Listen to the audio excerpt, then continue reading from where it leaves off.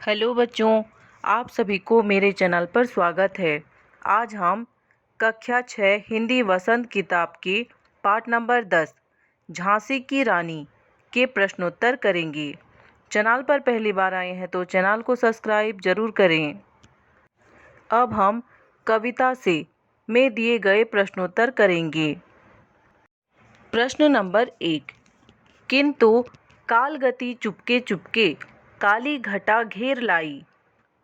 क में है, इस पंक्ति में किस घटना की ओर संकेत है। ख में है, काली घटा घिरने की बात क्यों कही गई है। उत्तर है क। इस पंक्ति में रानी लक्ष्मीबाई के पति गंगाधर राव की मृत्यु की ओर संकेत है तथा राजा के मृत्यु के बाद सारा भार रानी लक्ष्मीबाई पर आ पड़ी थी।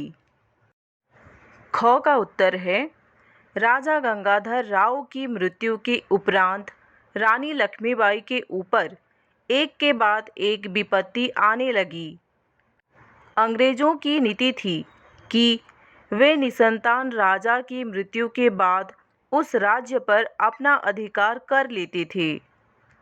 रानी के जीवन में दुख का अंधकार छा गई, इसलिए यहाँ पर काली घटा घिरने की बात कही गई है।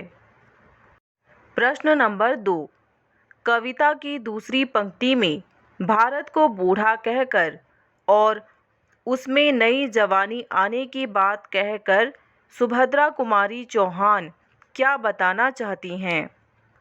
उत्तर है, कवयित्री सुभद्रा कुमारी चौहान ने भारत को बूढ़ा इसलिए कहा है क्योंकि तब भारत की दशा बहुत कमज़ोर और खंडित हो चुकी थी। भारत लंबे समय से अंग्रेज़ों की गुलामी से हर तरह से कमज़ोर हो रहा था। नई जवानी आने की बात कहकर कवयित्री यह बताना चाहती थी कि अपनी खोई हुई आज़ादी को हासिल करने के लिए देश में नया जोश उत्पन्न हो गया था।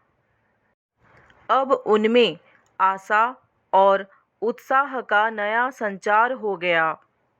भारत में संघर्ष करने की शक्ति आ गई और वे स्वतंत्रता पाने के लिए प्रयास करने लगे। प्रश्न नंबर 3। झांसी की रानी के जीवन की कहानी अपने शब्दों में लिखो और यह भी बताओ कि उनका बचपन तुम्हारे बचपन से कैसे अलग था। उत्तर में है, रानी लक्ष्मीबाई के बचपन का नाम छबीली था। वह अपने पिता की इकलौती संतान थी।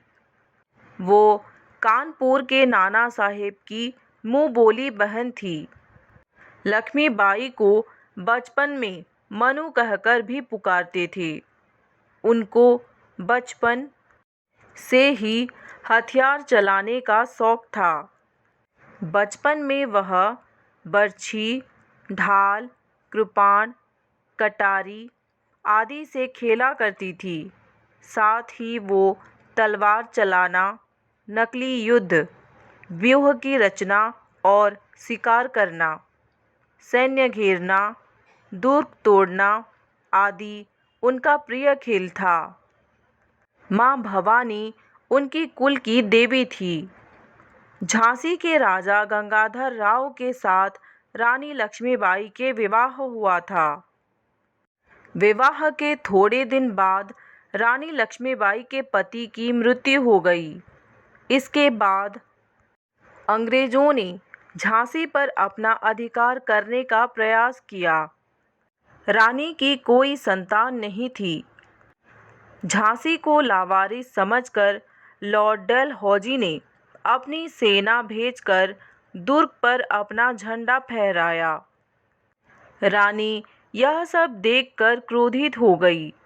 उन्होंने युद्ध का ऐलान कर दिया और किसी वीर पुरुष की भांति रानी लक्ष्मीबाई वीरांगना होकर रण क्षेत्र में गई। लेफ्टिनेंट वाकर को उन्होंने परास्त किया। वह जख्मी होकर भाग गया। रानी और उनका घोड़ा युद्ध करते करते जख्मी हो गई थी। ज़्यादा घायल होने के कारण घोड़ा मर गया। रानी अन्य घोड़े पर बैठकर युद्ध करने लगी।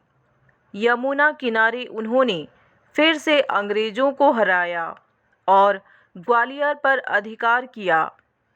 अंग्रेज़ों की सेना ने रानी को फिर से घेर लिया। सामने जनरल स्मिथ था। रानी ने उसे भी हराया।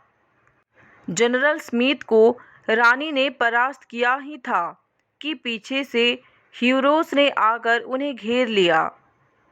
रानी फिर भी दुश्मनों से लड़ती हुई उनकी सेना को पार कर निकल गई, लेकिन तभी सामने एक नाला आ गया। रानी का घोड़ा नाले को पार करने से हिचक रहा था और वह वहीं पर रुक गया। तभी अंग्रेज सेना वहां आकर रानी को घेर लिया और उनके ऊपर वार पर वार करने लगे। रानी लक्ष्मीबाई तभी घायल होकर घोड़े से गिर गई और वीर गति को प्राप्त हो गई। उनका बचपन हमारे बचपन से काफ़ी अलग था। उनका खेल और हमारे खेल भी अलग है। वो अपने बचपन में बर्छी, ढाल, कृपाण जैसे हथियार से खेलती थी, पर हम सामान्य खेल खेलते हैं और हथियार से दूर रहते हैं। हम video games, computer, cricket, football आदि खेलते हैं। प्रश्न नंबर 4, वीर महिला की इस कहानी में कौन-कौन से पुरुषों के नाम आते हैं? इतिहास की अन्य वीर स्त्रियों की कहानियाँ खोजो। उत्तर है, वीर महिला की इस कहानी में पुरुषों के नाम आए हैं नाना साहेब, उनका पूरा नाम धूंधू पंत, तांत्या टोपे, चतुर अजीमुल्ला सरनाम, अहमद शाह मौलवी, ठाकुर कुंवर सिंह, शिवाजी आदि।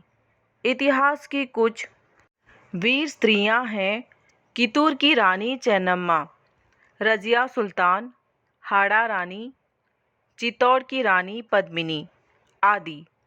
इन्हीं वीर स्त्रियों की कहानियाँ पुस्तकालय में खोजें। कक्षा 6 हिंदी वसंत किताब के सभी पाठ के सभी प्रश्नोत्तर पाने के लिए चैनल को सब्सक्राइब करें। वीडियो अच्छा लगा तो लाइक करें और अपने दोस्तों के साथ शेयर करें। धन्यवाद।